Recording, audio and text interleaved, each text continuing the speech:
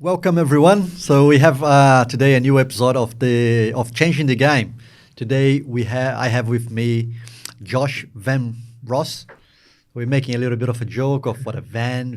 So my accent doesn't get it right. But I think we'll be right. So Josh, welcome to the show. Great to have me. Thank you very much, Wilson. So it was just a few weeks ago that I met you. So in an event that we were there together as speakers.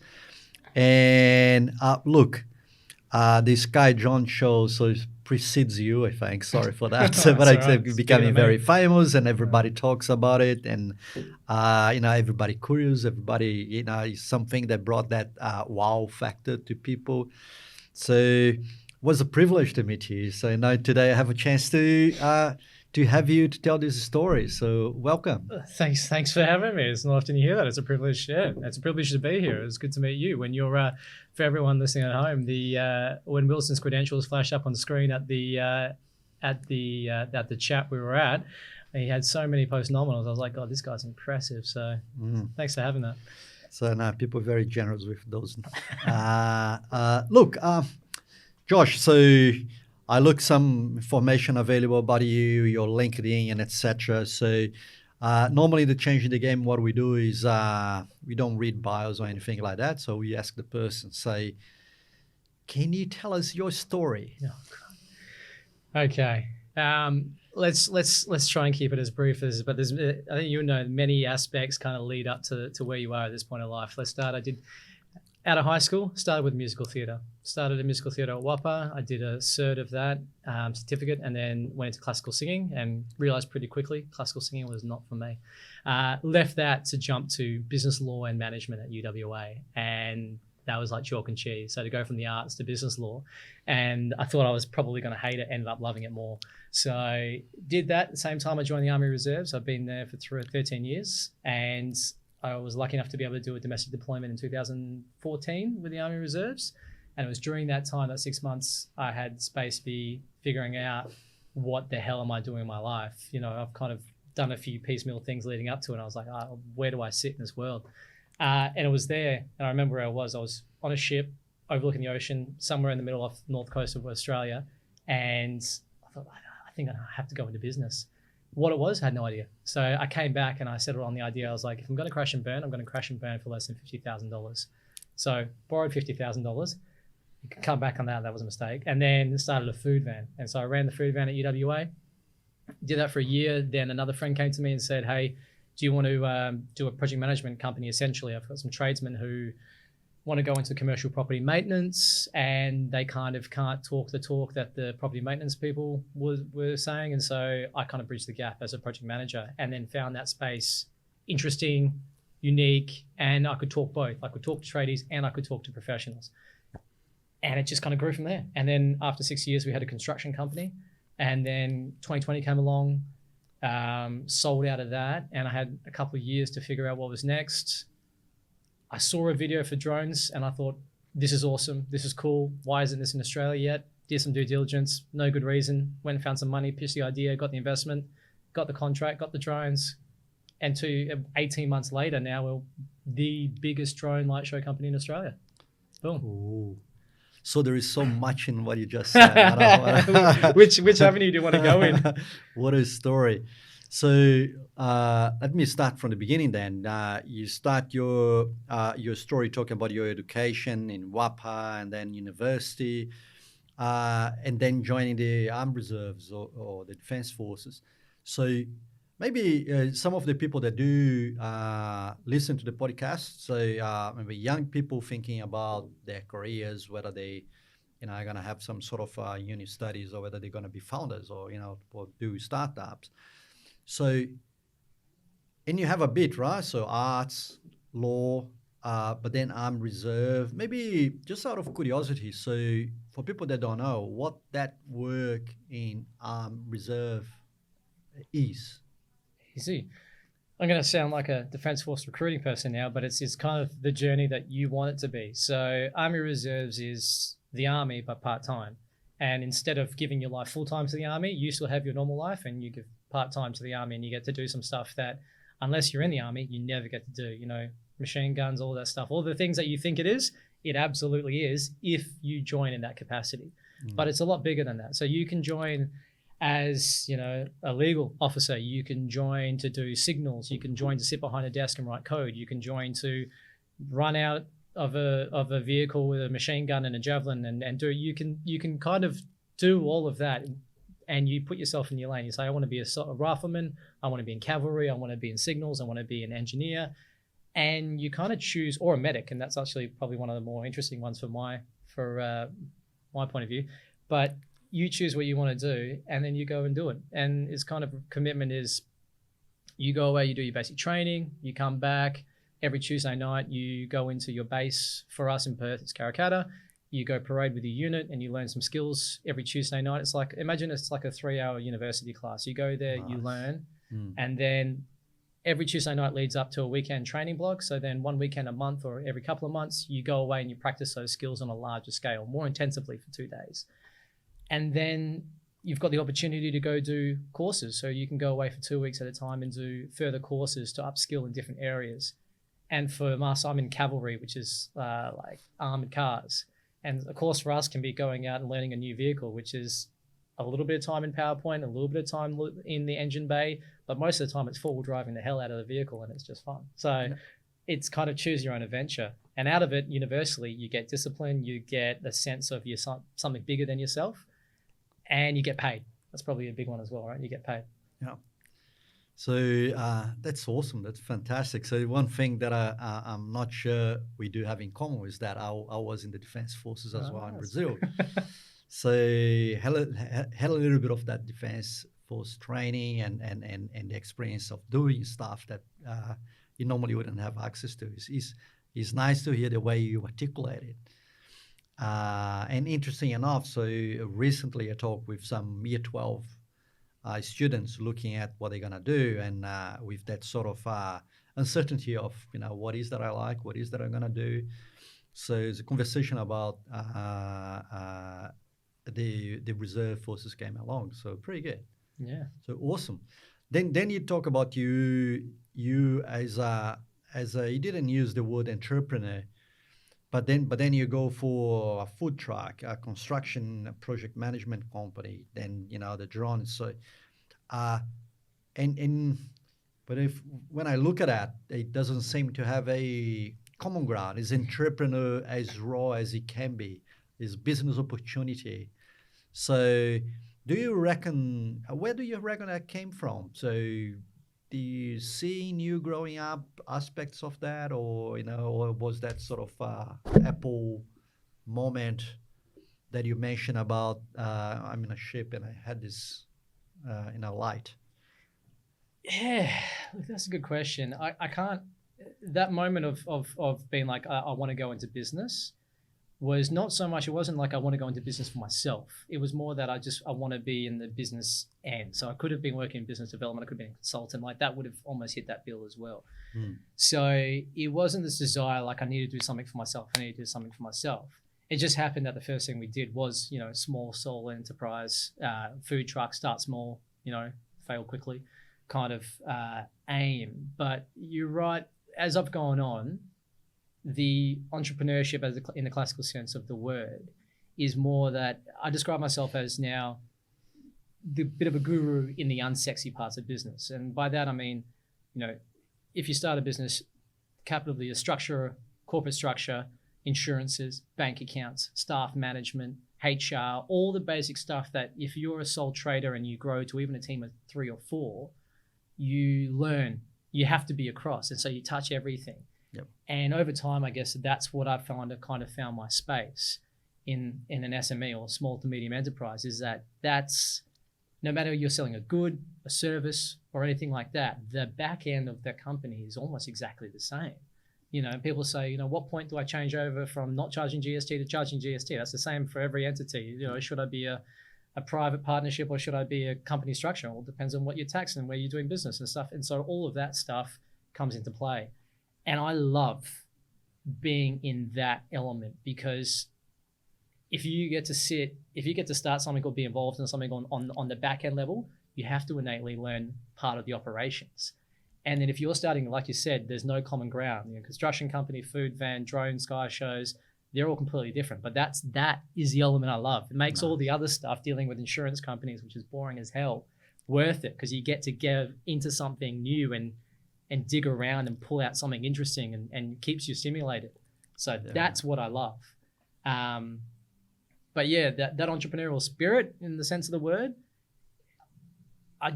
it's like someone who ever builds a house. If you build your house your first time and you say, I'm going to build a house, you go through it. At the end of that 18 months, you're like, I'm never fucking doing that again, because it was so much work and hard work, but you're glad that you've done it. And that was kind of how it started. You start a business and you're in it and you're like, this sucks. But at the end of it, you're like, okay, I never really want to do that again, but I'm glad I've done it. And so I just kind of fell into it and then realized, I'm going to do it again. That was it.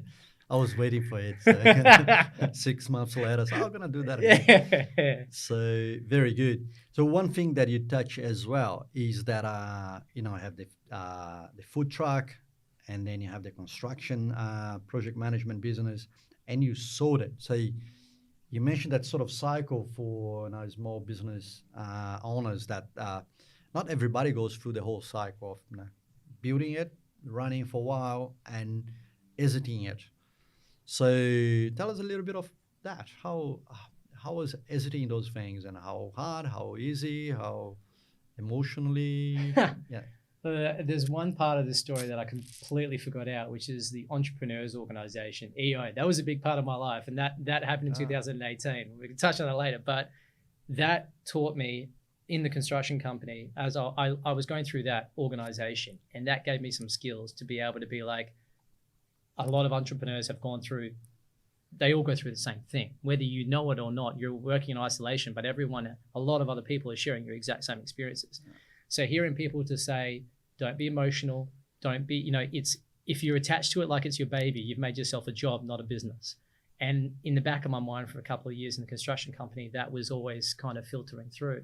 So when it came to the point where we sold half to a business partner, the business partner said, hey, I want to buy you out for the rest of it, when COVID hit.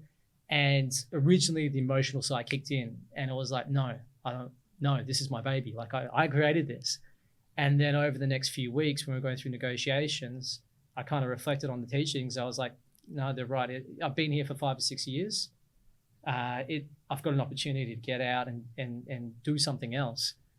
And then I went into negotiations with that mindset, and we came to a deal. I walked away. And I had 2 years to just kind of be like, all right, well, I've got enough space and time and money to figure out what's next. And it was kind of really, really good. Very nice.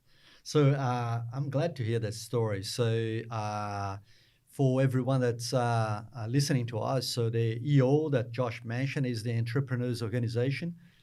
It is an organization that I happen to be a member of. So we found out that we had that in common when we talked before. And I'm glad to hear that you found in that sort of experience with EO some the learnings you need to go through that process. That's awesome. So before this talk, so when we talked before, so you did mention that part of your experience of being in the accelerator of EO, if I'm not wrong. So you participate in the Global Student Entrepreneur Awards. Yeah. So is for everybody that's listening, so it's one of the awards that the EO has. Is a global sort of competition. And I heard before that you participate in that. How was that experience? I'm going to give you the full story, the raw uncut. It's a good story, and I hope everyone listening who has got a business jumps on it. So I was working out of a co-working space when the previous person from the organization came into the space to pitch it. And I was still doing a couple of units at university, and it's Global Students Entrepreneurs Award. So students being that you have to be a student. And so I was still technically a student. And so I heard his pitch, which was like, hey guys, we're holding essentially a pitch competition. If you're a student, you've got a business, you can pitch. And so I said, sweet, no worries. I went back to my desk after hearing it at lunch. I applied, it took me 20 minutes. Probably about 2 weeks later, I get a call from him saying, hey, I've got good news, bad news, good news. Good news is your application was successful. Bad news is you're the only one who applied, so we had to cancel it. But the good news is you win by default. So do you want $3,000 now or later? And so Oh, and you've won the state, so you're going to nationals to go pitch in Brisbane. And I was like, oh, cool, I'll take the 3K. And long story short, the same thing happened for nationals. So I was all scheduled to go to Brisbane, and they called up and they said, nah, it's not happening. We're going to send you to the international round in Canada so you can go there and pitch your business. I haven't even pitched yet. So no one's seen a pitch deck. And I was like, okay, no worries. All right. So then I go to Canada and I'm there as 58 people. And the guy gets on stage, it's this massive EO event, and people are like, yeah, we've got, esteemed pitches, you've won your countries, well done, welcome to the international round. And I'm sitting there with people from India who had beat like 20,000 people. The girl from America had gone through like 4 pitch rounds and beat 25,000 other people. There was businesses from Russia which had done $2 million. I was in like the cream of the crop, and I've come from Australia and I haven't even pitched yet. I kept that very, very quiet. But then we got drunk on the first night and told everyone, and we had a good laugh.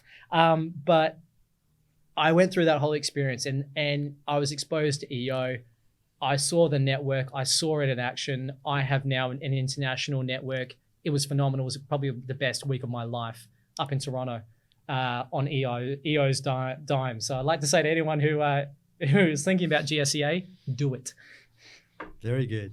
So it's good to hear, because in the last 2 years, we have been trying to get some momentum with the GSEA here in Australia, and it has been similar to your experience. So very little participations. The winners are lucky to have that same sort of opportunity with not much of a hassle of a competition. And you mentioned that you went to Canada. You might have felt that when you get there, so the bar is very high, and awesome.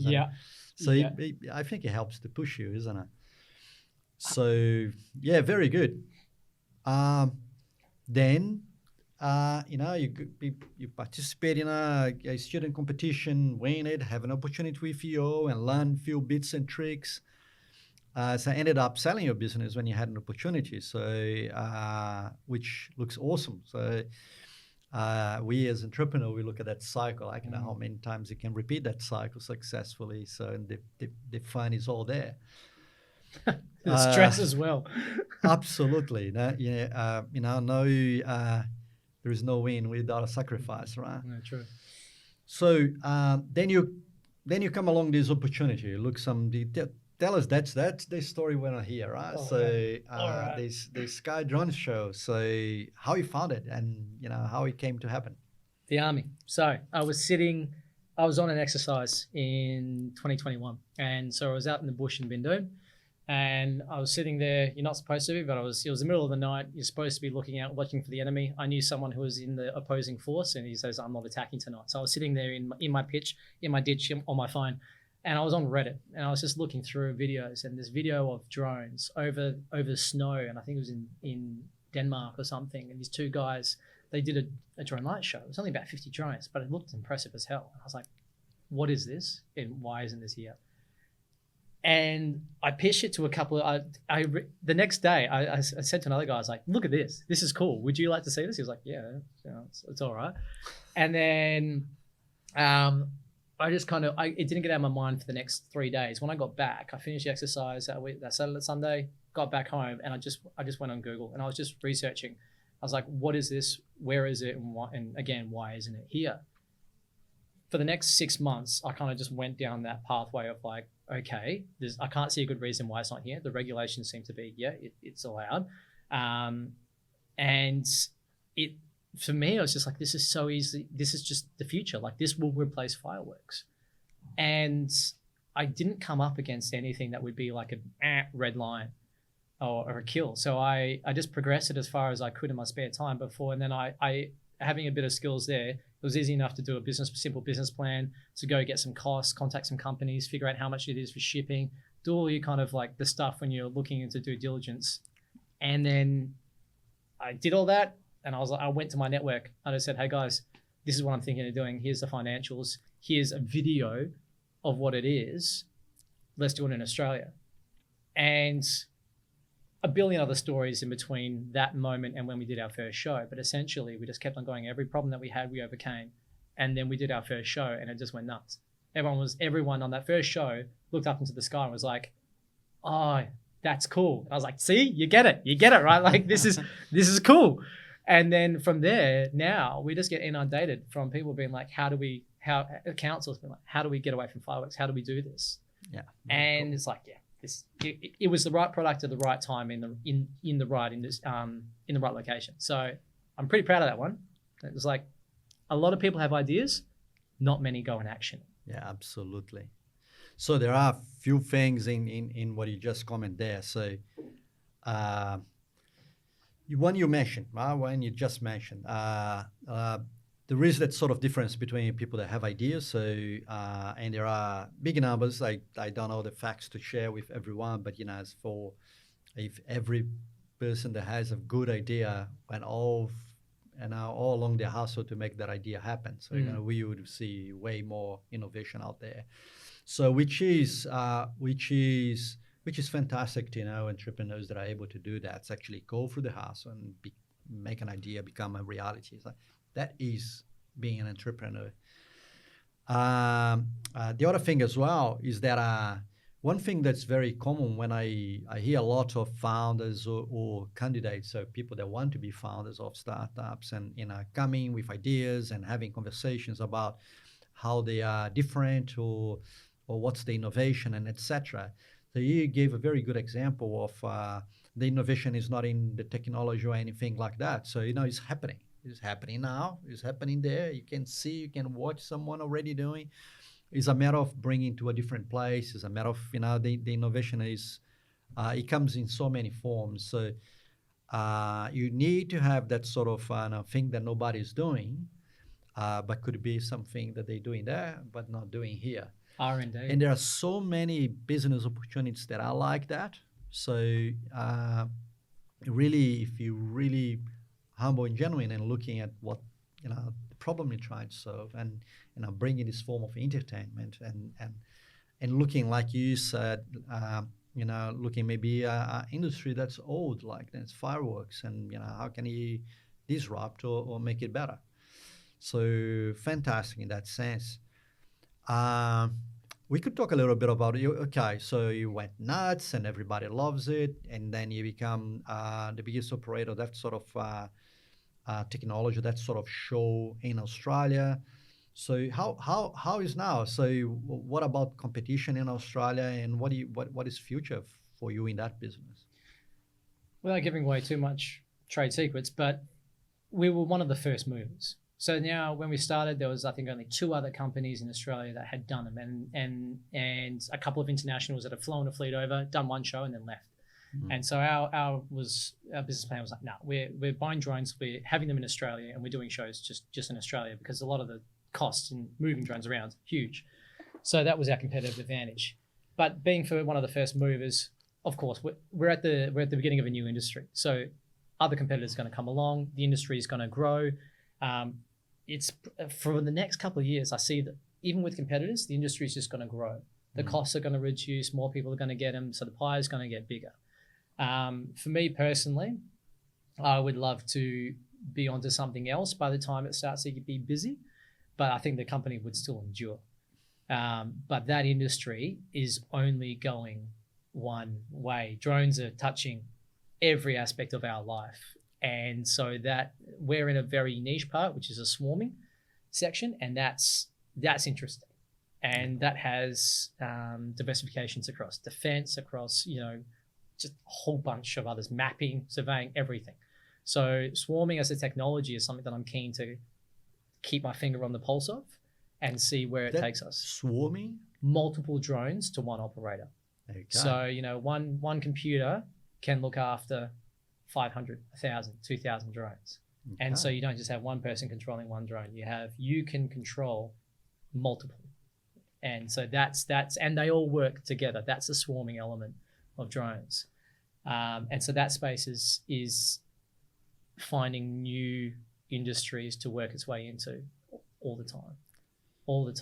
Very good. It's looking promising. Very good. So, give us a little bit of because you look at the drones and you look at the possibilities and etc. So maybe give us a little bit of insights. What if there are kids that like the drones today? So, I'll give you an example, right? So in drones alone, so I can mention three companies that recently took a look at, and he made me very happy or very excited for the people that are dealing with these technologies. So one, of course, is the long range drones and the airplane, the capabilities they have for the delivery, logistics, and whatever, or the filming, the mapping, and etc. Go a long way. So, but there is a company that we're very good friends of. Then, so for disclosure, so I'm one of the investors in the company, but they do like the same thing that CASA does for airplanes in terms of air traffic control. Is actually developing a solution for air traffic controls for drones. Oh wow! So imagine the number of drones that will be around, and how you manage that safely. Avoiding all sort of problems that can happen, like collisions and etc. Right? So or even having an administration of how flights are doing and who is doing, etc. So the other one was one in Africa. So I won't give any names because my fault, because I don't remember. But it is these drone delivery services for remote hospitals in Africa, where the hospital in a remote location, so put an order, and 15 minutes later the order is dropping from the sky, right? So and you look at what they're doing. Their orders include like organs. Yeah. When they can be receiving a heart for a transplant, there's an emergency transplant in remote, so otherwise wouldn't happen, and etc. So lots of disruptions or new solutions, innovations in the industry, etc. But you know that industry way more than us. So what are things you're interested in that industry? So you mentioned that trend of one computer, but use cases. What are use cases? No, you've just nailed all of them. Those are the best use cases. You've nailed. Look, the medical industry is massive. So they were trialing vaccines as well, like fixed wings, drones that can go up to 700 kilometers to be able to deliver, vaccines to remote communities. And that is 100% a use case. The one that everyone's familiar with, and I don't know why the food delivery service is always the one that's on the front of innovation, but everyone wants to get their Big Mac quicker apparently. But, that is a thing. But in that, you've got these big companies like Uber and Amazon who are pioneering drone highways, which is what they're doing. And that breaks the barriers for the rest of us. And like your company that looks after the structure of it, that's the hammer and tongs method, right? Like instead of being a player in there, you're looking after the whole industry. It's like being an exchange for Bitcoin. Yep. That is a great business. And I would say businesses that support the industry, infrastructure rise, regulation rise, application software, making it easy to track stuff, making it easy to register, making it easy to do that whole industry is about to explode. But all of it is underpinned by very specific legislation. So anyone who wants to get into this business, I urge you to read all the regulations, be in touch with your local CASA representative, and understand when and how and what paragraph legislation is going to change. Because when that changes, that's when new business, new opportunities explode, or they can be cut out from underneath you. Yeah. You could be developing a product for $600 million, but the regulations in Australia will say, no, we will never allow you to do that. And then you've just gone and wasted. Like the legislation in Australia, we live and die by that. But the use cases, medical, defense has got their own stuff going on, food delivery, hey. But it's all kind of happening at the moment. If anyone wanted to do, the biggest takeaway, if you're a student and you're thinking, I don't know what to do, get into drones, because you can buy a good quality drone. You could do asset evaluations, like flying it around bridges, poles, stuff like that. The cameras on them are incredible. So you can do, look at that screw. Is it rusting? Is it 50% rusted? Is it 20% rusted? Do a whole report now through ChatGPT, and you've got a one-man band business ready to go. And you could, $120,000 every day of the year. Maybe not for the next 10 years, but it's pretty good to go. Fantastic. Josh, you talk about this with lots of passion and you know and you make it look easy. Oh no, that's a mistake. Yeah, that's that's what I'm gonna ask you. Maybe just one war story. So one of those things in your entrepreneurial life that make you think, am I doing the right thing? Or Oh, so many. So many. Probably the one that, look, I've had a lot, definitely around contracts, around legislation, around hardware, moments where you've just done stuff. Look, a war story is one we had drones fall out of the sky in front of everyone, and it hit newspapers in Lithuania. So let's just go with the big one. So we had a communication breakdown between the drones and the base station. They weren't getting GPS correctional data. So 500 drones in the sky. They all know where they're going for the whole show, but they're constantly, every one of them is still getting fed GPS correctional. You know, drone 2.2, you are off by 20 centimeters north, you know, move slightly back. So they're all kind of slightly moving at all times. That was disrupted. And the drones were good That's drones, scary. but they just slowly drifted further and further out of place. And the propellers started hitting each other and they just fell into the river. And we lost 50 drones in front of 25,000 people and cameras and social media. And so we did the exact same show, exact same drone, same conditions the night before. But this is pioneering technology. Like, drones are updating every single week. There's a new drone out. We're looking to purchase the V3. We're on a V2. Like, things move quickly in the space. But for the hardware, for the stuff, one show worked, one show didn't. The next day, I would have had 150 calls from WA reporters. The day after that, I was getting calls from the ABC and international people being like, "What went wrong? You're the CEO. How's things going? What the hell?" And I'm telling you, for like 48 hours, my stomach is like, I could have had an ulcer that bled out. You know, we wouldn't have known. And then the next day, I reached out on LinkedIn, and it was this Lithuanian guy who was, I think he was in Doha doing the World Cup drone light show. And he goes, "Hey, I just wanted to reach out to let you know that I think you're treated unfairly in the press." I'm like, "First of all, thank you. Who are you? And where did you hear about this?" He goes, "Oh, it was in the newspaper in Lithuania." And I was like, so one day for the state, second day for the news to go internationally, nationally, and the third day was around the bloody world. And so, but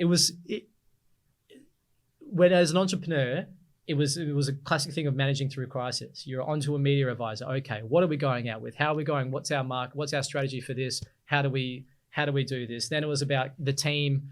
You know, everyone's helping. Everyone thinks they're helping. You're like, "Oh man, I saw that on the news. Just want to let you know, and you're getting 20, 30 of these, and you're like, oh Christ, I just want them to stop now." And then you got to manage your team, they're all getting, because everyone knows that they're involved, and so they're all like, "Oh man, people are talking. It's on this. This person said this in this thread." And it's like, guys, just don't worry. We'll be okay. We've got this plan. And then you've got to manage, the media, everything like that, contract-wise, and insurance companies come in. So it was like this month and a half of shitstorm that in the moment you just think, this is fucking everything. This is my whole life is consumed in this moment. But then after that, and this is where it comes from experience and entrepreneurs, is that weirdly enough, in some areas, any news is good news. Our profile got lifted. We got more requests than ever through our website and traffic. Whether people going to our website to Google us before they try to grill me on an interview on Four Corners or whatever, they were still hitting the website. Our website stats went up, our native SEO went up, and we were getting more requests from shows through everything. Yeah. And so the ops team went back, they went and did R&D testing. We're like, what went wrong? How do we fix it? We made a decision to upgrade our drones. So we're moving on that direction. And through going through that whole experience, we've just kind of like, organization has to lift. Yeah. And once you've been through it, you realize that it's not that bad. You can get through it. You just, we didn't just put a faulty drug out on the market that killed a bunch of people. People have done through worse, and you will get through it, even though, and that helps. Inevitably, the next time you're going through something worse, you're going to be able to look at that and be like, it feels like it's everything now, it will pass, and that gives you enough confidence to be able to keep going. That's brilliant. So I love your story. So well done for your resilience through that period. And so look, this interview flew. So it is the first time that we reached the 30 minutes that we're supposed to be talking quicker than never before. So I loved your example. So I'm sure lots of entrepreneurs, founders would be listening to these and the lessons, right? So you're a very success story of your business is thriving, is a visible one, is a public one that gives some sort of visibility to you, and make you feel proud, make people smile, and etc. But absolutely, those war times that make you stronger, that actually makes everything worth. And when we get to the other side of life, so is what makes it be worth. So I'm absolutely grateful for the privilege to hear your stories. So I'm sure the listeners will love it. So and everyone. So this is Josh. Follow him, take a look in the business. So obviously we're gonna see drones flying around and with colors and lights and entertaining us. So yeah, I'm curious to see what comes next from you. Thank you for being here. Thank you for having me. It's been a pleasure. Cheers. Yeah. So everyone, thank you very much. This was another episode of Changing the Game with Josh from Sky Drone Show. And yeah, we're looking forward to having you in the next episode. Thank you. Bye.